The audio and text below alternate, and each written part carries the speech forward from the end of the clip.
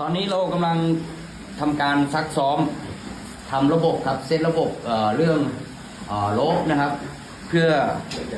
เคลื่อนย้าย5ชีวิตนะครับที่ติดอยู่ในโถงถ้ำเพื่อนำออกสู่นอกถ้ำนะครับตอนนี้เดี๋ยวเราจะทำการซักซ้อมนะครับ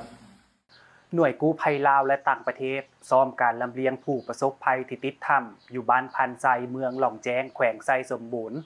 ทั้ง5คนจากทั้งหมด7คนออกจากถ้ำตามแผนการของทีมกู้ภัยในมื้อวันที่29พฤษภาคม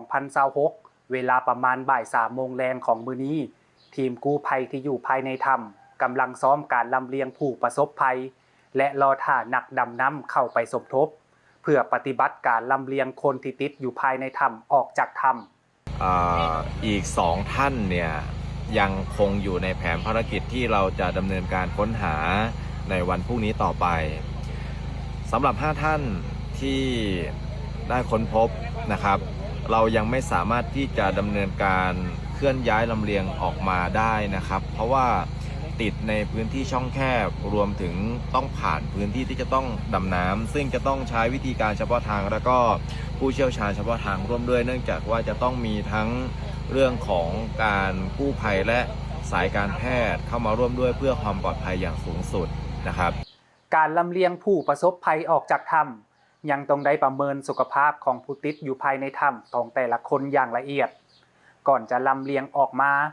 ถ้าการประเมินสุขภาพคนใดแข็งแรงแม้นจะลำเลียงออกมาก่อนทั้งนี้เพื่อความปลอดภัยของผู้ประสบภัยในระหว่างการลำเลียงออกจากถ้ำสาเหตุที่ต้องมีการเตรียมความพร้อมด้านกำลังหนักดำน้ำผู้เชี่ยวชาญไว้ล่วงหน้านั้นก็เพื่อรองรับเหตุฉุกเฉินและลดผ่อนความเสี่ยง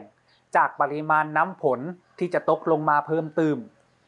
ภารกิจในมื้อวันที่29พฤษภาคมนี้ได้มีเชี่ยวชาญเดินทางมาสมทบเพิ่มเติมอีก4ท่านจาก4ประเทศได้แก่ญี่ปุ่นฝรั่งอินโดนีเซียและไทยประเทศละ1ท่านสำหรับคนลาวที่ติดค้างในถ้ำปัจจุบันสามารถค้นพบเพียงแต่5คนเท่านั้นอีกจำนวน2คนมันอยู่ในระยะการเร่งค้นหาของทีมกู้ภัยส่วนรายละเอียดในการค้นหาอีก2คนจะมีความคืบหน้าแนวใดนั้นทางการลาวและทีมกู้ภัยจะรายงานเติมอีกภายหลัง